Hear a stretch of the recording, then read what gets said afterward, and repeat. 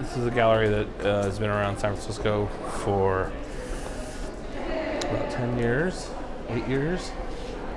And I was offered the show sort of the week I got my keys to start my residency. So beginning of December. So all the work in the show is from literally the last 3 months. I've seen your posts about it, and I know that you've talked about the largest single unified, in a sense, body of work since you were working in Madison. Well, no, actually, it was the largest actual painting. Largest painting, that's what. So it's that guy. It's fucking big.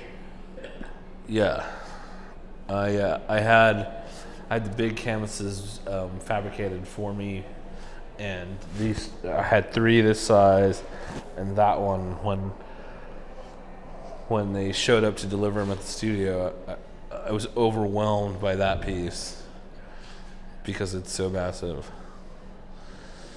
So I spent a lot of time working on that one.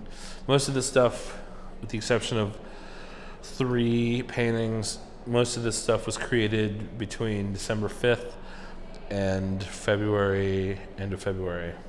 This one's titled How the West Was Won, an allegory of fixation. So it ties in one interior, it ties together 3 of my prevailing interests, motifs. The succulent garden pictured here and pictured in this drawing are visual sort of metaphors for the Apollo space program.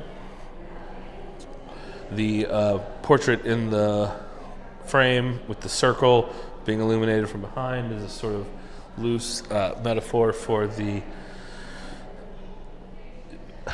automobile, rubber, and gasoline industries colluding to change essentially American life, moving us primarily out of the cities into the suburbs, and starting our sort of dependence on fossil fuels.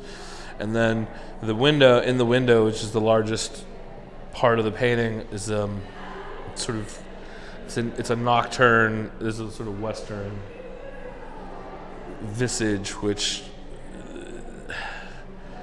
speaks to my love of the history of Western painting, as well as literally being from Western America. Like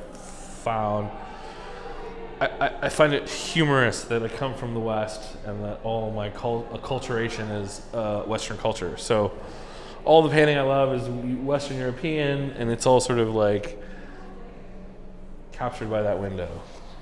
So here we have one of 2 mirror paintings, in which the majority of the painting happens literally behind you.